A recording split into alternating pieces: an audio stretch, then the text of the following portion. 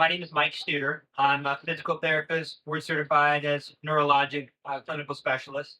Uh, I have a few other designations behind my name, which are somewhat relevant: CEAA, certified balance and stroke expert, etc. My clinical career has just been a passion of providing care to the person in front of me. It's always served me well, and volunteering and giving back to the APTA. Those are the two big things that I stand behind. I graduated from the University of Missouri back in 1991. I got a bachelor's in physical therapy. My journey from there was to go right back to my hometown of Des Moines, Iowa, to work at Yonker Rehabilitation, where I did for 3 years. Interestingly enough, to keep the story short, I was recruited out of there by the director of rehabilitation in a hospital in Oregon, who moved myself and my wife out to Oregon in 1994. I worked for Salem Hospital for about 11 years and thereafter opened my own clinic, Northwest Rehabilitation Associates, which I owned for 18 years. Since about 2020, I have been innovating and creating and been on a journey of writing books and lecturing. And that's kind of my journey as a physical therapist. It's been interesting, and I'll add one more thing along the way. I'm very unusual. I'm a person that has a bachelor's in physical therapy, a master's in physical therapy, MHS from the University of Indianapolis, and also a doctorate, transitional DPT from the College of St. Scholastica. So 3 terminal degrees in physical therapy. I always love to give credit where credit is due, and I'm going to go right back to Marilyn Moffat. It's probably my number one resource for being a very clear and consistent donor to the foundation. So I got to know Marilyn back in the very early 2000s when I took the CEEAA course that she developed for the Academy and the section of geriatrics. I began to teach with Marilyn and co-teach with her on that course. Marilyn is a very powerful presence, and I had been contributing to the PT PAC for a number of years as a private practice owner, and also I've been an APTA member since 1988. So giving back financially, giving back from a volunteer standpoint has always been within my core. The foundation is not something that really tuned into my awareness and was on my radar until truly Marilyn brought it to my attention in the early 2000s.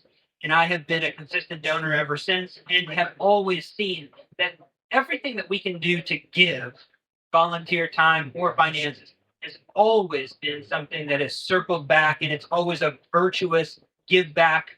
1 + 1 = 3 opportunity. So I love to see the profession advance. That helps me. I love to advance the profession, and the foundation does both of those things.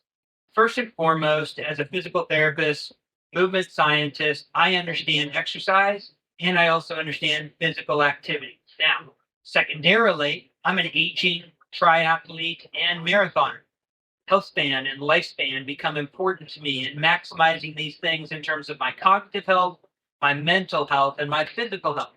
And really, throughout not only medicine, but also sectors of wellness, the science on both health span and lifespan have been developing throughout this period of time. I wanted to learn more. So, what I typically do in my career when I want to learn something more and learn it deeply, I'm actually going to take a deeper dive into that. And so that's what gave me the notion and the purpose, the intent to write this book.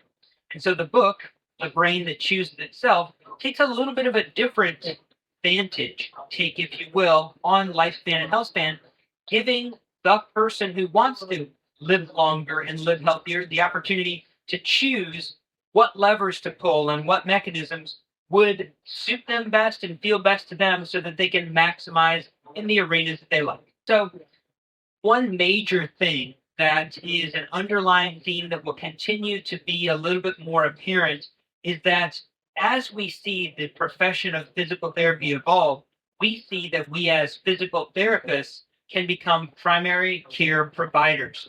And the reality is, I walked away from all 3 of my schoolings still with an incomplete knowledge base on sleep, on nutrition, on the health benefits of social connectivity. As I developed my own capacity to understand and digest the literature here, I also saw that the American Physical Therapy Association and the profession of physical therapy is emerging into this rightful place of using the physical therapist as a primary care provider. What do we need?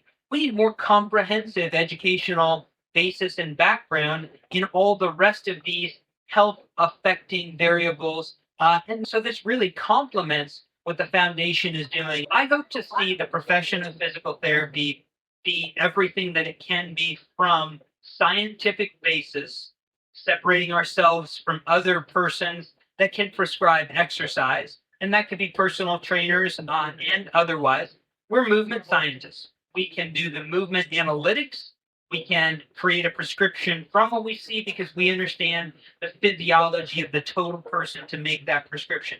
I hope to see us actualize that capacity to create a greater differentiation as movement scientists. In addition, I would like to see us live out those capacities in the sectors that we are emerging into for the health of our nation and for the world. Physical therapists and physiotherapists as primary care providers. Now, let's take that one step further and let's talk about the emerging field of physical therapists in emergency medicine, ruling in a vestibulopathy, helping with someone to be able to create that clinical decision making and triaging for an acute pain syndrome or otherwise, even in trauma, concussion, and the list could go on.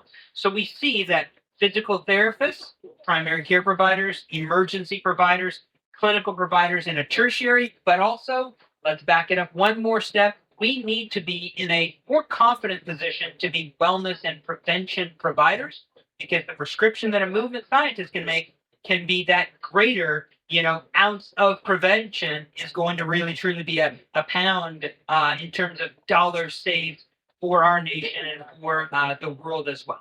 So here's my advice then.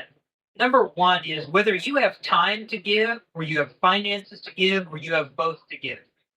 When you enrich the American Physical Therapy Association, the profession at large, with your reputation, with your time, with the dollars that you're giving back, you're always going to gain that back again.